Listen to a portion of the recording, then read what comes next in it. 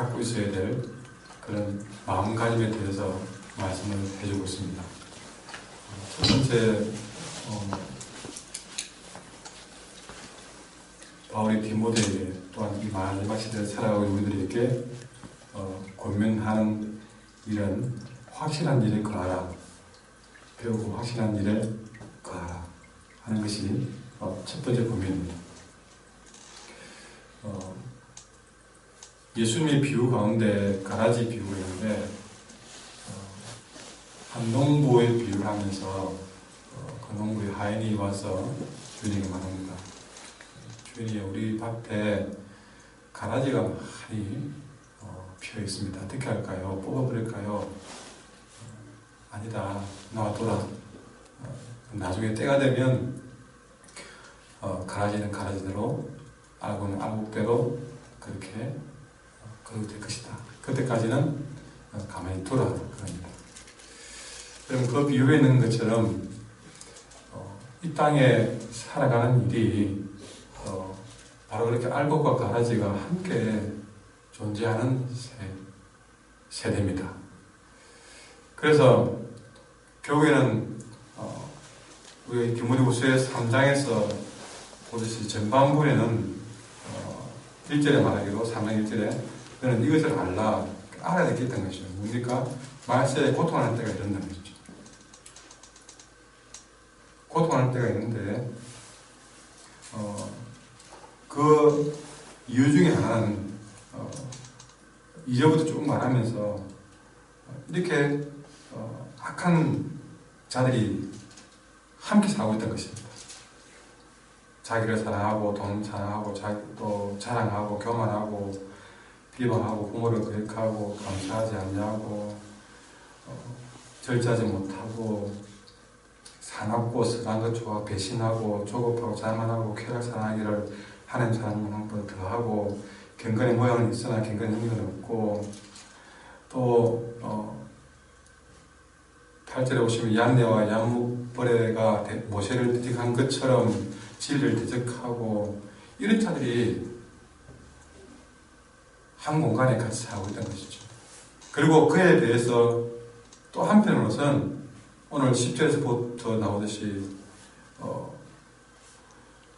하나님의 말씀의 교훈대로 살려고 하고 또 하나님의 뜻대로 살려고 그러고 믿음으로 살려고 그러고 오래 참는 사람도 있고 사랑하고 인내하고 그러면서 박해를 받으면서도 그렇게 믿음을 지키는 사람, 이런 자들이 한 군데서 살고 있는 것입니다. 그러니까 이런 악한 자들도 살고 있는 것을 알고 이렇게 믿음으로 살고 있는 사람도 알아라는 것이죠. 여러분, 이렇게 두 부류가 함께 살고 있다는 것, 이것을 우리가 제일 먼저 알아야 되고, 그 다음에 그렇게 함께 살다 보니 여러분 가라지와 알곡이 함께 있으면 이 알곡은 가라지에서 피해를 보게 되어 있습니다. 그런 악한 사람 과정에서 그러니까 자기를 사랑하고 배신하며 경건의 능력은 없는 진리를 대적하는 이런 자들 속에서 바른 교훈을 지키고 행실을 바르게 하고 바른 믿음을 가지고 오래 참는 사람이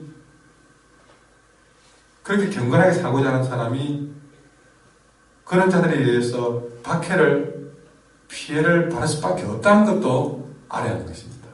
그래서 12절에 무릇 그리스도 예수 안에서 경건하게 살고자 하는 자는 박해를 받으리라. 이런 악한 자들이 없으면 믿음으로 살려고 하는 사람들이 박해 받을 일도 없지만 이런 자들과 함께 가라지와 알곡이 함께 있듯이 그런 자들과 함께 우리가 살아갈 때에 예수님 안에서 살고자 하고 경건하게 살고자 하면 박해를 받을 수밖에 없다는 것입니다. 아무리 못해도 여러분 그 가라지가 하나 서 있음에도 그 가라지에는 그늘만 하더라도 피해를 보는 것이죠. 그런데 영양분을 빼앗아 가지요. 때로는 가지를 치면서 상처를 입히죠. 그렇게 경건하게 살고자 하는 자가 그 악한 자들 속에서 경건하게 살고자 노력하면 박해를 피할 수가 없는 것입니다.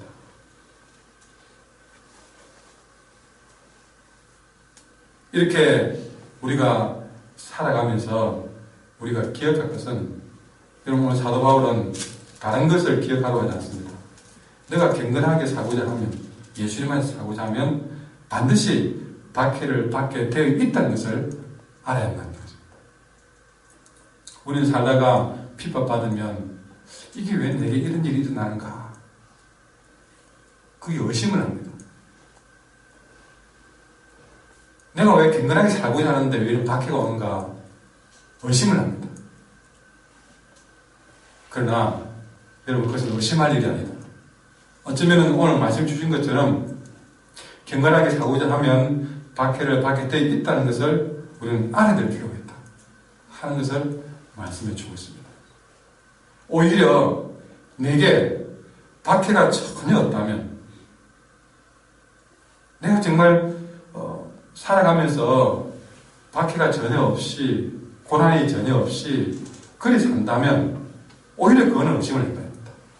왜? 여러분, 5절에 나와 있는 것처럼 내가 지금 경건의 모양만 있고 내가 경건의 능력, 그것은 없는 것이 아닌가를 의심해 봐야 됩니다. 내가 신앙을 가진 모양은 있는데 정말 내가 경건하게 살고자 하는 삶이 없어서 박해도 없는 건 아닌가 하는 것을 오히려 의심해 봐야 합니다. 그러니까 박해 있는 것을 의심하는 것이 아니라 박해 없는 것을 의심해야 됩니다. 우리는 은연중에, 저도 마찬가지지만 고난 없는 삶을 원합니다. 그러니까 이런 원칙적으로 세상에 사는 것 자체가 고난입니다. 경건하게 살고자 하든 않든 세상에 사는, 인간의 몸을 입고 죄인인 인간이 세상에 사는 것 자체가 고난입니다. 그런 것까지는 하는 건 얘기 아니죠. 근데 우리가 경건하게 살고자 하는데도 불구하고 박해가 있고 고난이 왔을 때에 그걸 두고 하나님, 내가 이렇게 믿음을 살려고 하는데 왜 고난이 옵니까? 라고 하지 말고,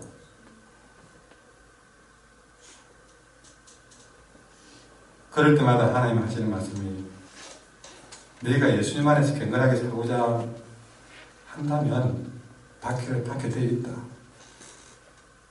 그거에 대해서 의심을 하지 마라. 오히려 그럴수록 배우고 확신한 일에 그하라. 다시 말합니다. 내게 오히려 박해가 전혀 없다면, 경건의 모양은 있으나 경건의 능력을 부인하여서, 아니 내가 교회는 다니지만, 그래서 경건의 모양은 있지만 예수님 안에서 경건하게 살고자 하는 삶이 없는 것은 아닌가. 그 삶을 우리는 의심해 봐야 되는 것을 말씀해 주고 있습니다. 오히려 사도 바울은 이 경건의 모양은 있으나 경건의 능력을 부인하는 그런 자에게는 돌아서라고 했습니다. 여러분 5절에 분명히 말했습니다. 너희는 경건의 모양이 있으나 경건의 능력을 부인하니 이 같은 자들에게서 네가 돌아서라. 여러분, 경건의 모양만 갖추고 경건의 능력을 갖추지 못한 그런 삶에서 우리는 돌아서야 됩니다. 그것이 2016년도 우리의 새로운 소망이 되어야 되겠습니다.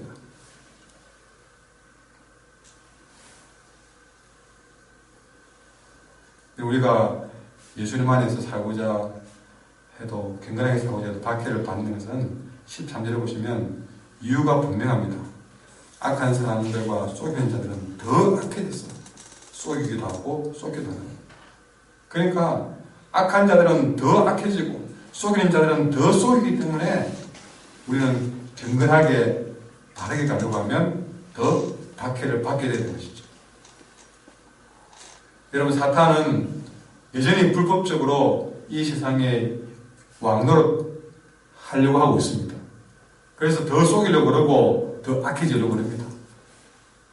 그러니 앞으로 믿음으로 살려고 하면 박해는 더 강해질 것이다.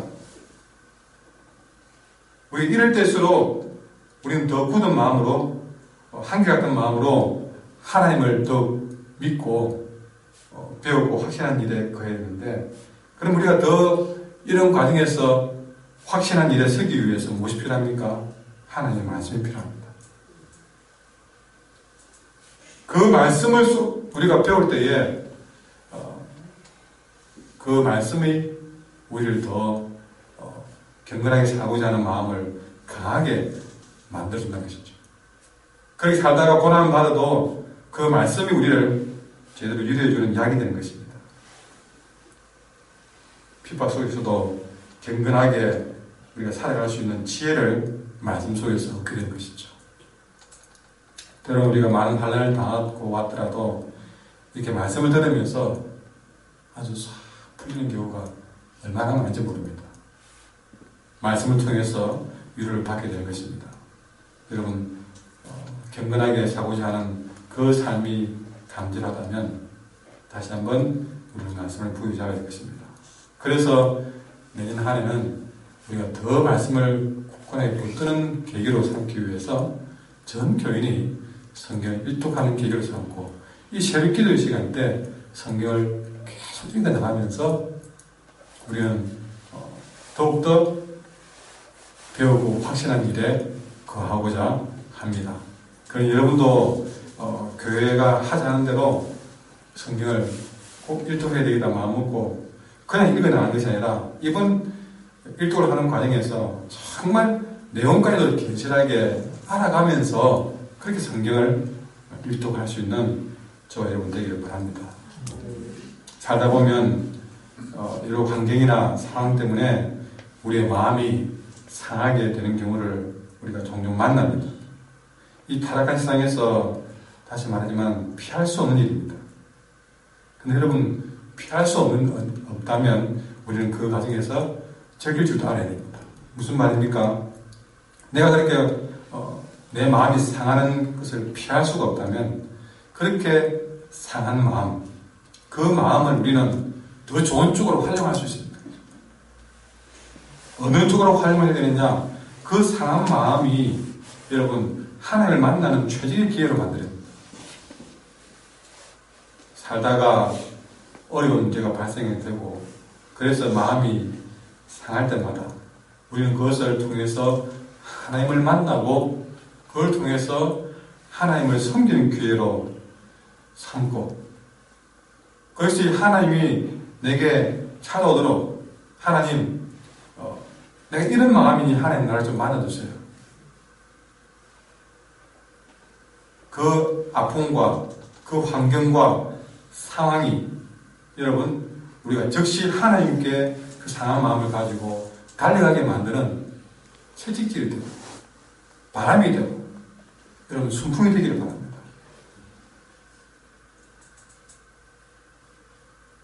그 고통을 우리가 당할 때에 아픔을 가지고 하나님께 나아간다면 하나님은 그 상한 마음을 고쳐서 오히려 더 내게 새롭게 하나님의 역사를 경험할 수 있는 그런 복으로 하나님이 고쳐주고 바꿔줄 수 있습니다. 하나님의 AS는 무한대입니다. 아픔을 가지고 가야 세워서 바꿔줄 수 있습니다. 여러분 한 예를 들어서 그것이 비유가 될지 모르지만 전에 중고차가 있었는데 거기 어쩌다가 한번 부딪혀서 집중사고가 나가지고 보험처리를 하고 이제 그 차를 수리를 맡겼습니다. 그 차를 받으면서 웃었어요. 왜냐하면 사고가 나서 사실은 중고차하고 고물차라서 참 어딜 봐도 본넷도 헝그고 막 위에는 거의 이 코팅이 나가가지고 아주 얼룩진기고 그랬는데 오늘 그 사고로 해결해서 보험 처리하고 이제 수리가 나왔는데 그 본넷을 새우수로 바꿔놓은 겁니다. 그래서 아내가 처음 이제 초보 때 그런 일을 몇 번 꽝꽝 했거든요.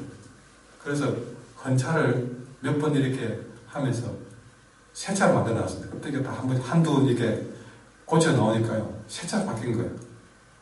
여러분, 우리가 그런 삶에서 고난을 당할 때마다 하나님이라는 전기창에 들어가서 그 상황 계기로 술이 들어가고 나니까 여러분, 오히려 새로 바꾸어서 고쳐 나오는 그런 것처럼 우리는 점점 나의 고통을 하나님께 가져감으로써 우리는 점점 더 새로운 모습으로 다듬어져 가는 것입니다. 세상 것이야 우리가 그렇게 못한다 할지라도 우리 하나님의 손에 가면 전부 다 그분 손에 가면 새 것으로 바꿔지는 것이죠. 그러나 상한 마음이 없으면 하나님께 달려갈 기회가 없는 것입니다. 저도 그렇고 여러분도 그렇고 어떤 고통받고 뭔가 하나님께 달려가야 될 이유가 안 생기면 안 가요. 어렵지 않고 환란이 없으면 기도 안 합니다. 안 달려갑니다. 그냥 어려우면 가지 말라게도 알아서 솔직히 기도하고 달려갑니다. 그래서 평소에 기도 안 하는 사람들이 갑자기 무달해 보이면 목사는 제물에 반갑기보다 걱정부터 합니다. 저번에 무슨 일이 있는가. 10중 8구 뭐가 문제겠어요. 기도 안 하는 사람들이 갑자기 기도합니다. 그리고 우리는 아프면 하나님께 달려갈 수밖에 없는 것입니다. 그러나 그런 계기를 통해서 우리는 더 새로운 계기로 만들어 가신 하나님을 우리는 믿고 그분을 더 신뢰하며 그분께 나아가야 것입니다. 그래 볼 때는 우리는 이전보다 더 배고파야 됩니다. 그래야 우리는 내게 더 필요한 것을 얻을 수 있는 것입니다. 우리가 얼마나 내 그릇을, 가진 그릇을 비우느냐에 따라서 얼마나 받느냐가 결정됩니다. 그러니 우리는 항상 내가 어떤 고난을 당하든 간에 그걸 통해서 어쩔 수 없이 하나님께 달려가지 않으면 안 되는 그런 상황으로 우리는 만들어 간다면 그 고난은 내게 더 큰 유익이 될 줄 믿습니다. 고난을 두려워하지 맙시다. 오히려 우리는 경건하게 살고자 하는 박해를 받는 줄 잘 알고 우리는 나아간다면 마귀 우리를 괴롭혀왔지만 그것이 오히려 나를 하나님께 더 달려가게 만드는 계기로 삼는 줄 알고 우리 돌아가서 하나님께 달려가면서 마귀에게 말해야 됩니다. 마귀야 고맙다. 이 때문에 하나님께 더 다가갈 수 있게 돼서 고맙다. 우리는 그렇게 소리치며 믿음으로 승리하는 저희들 되기를 간절히 소원합니다. 기도하겠습니다.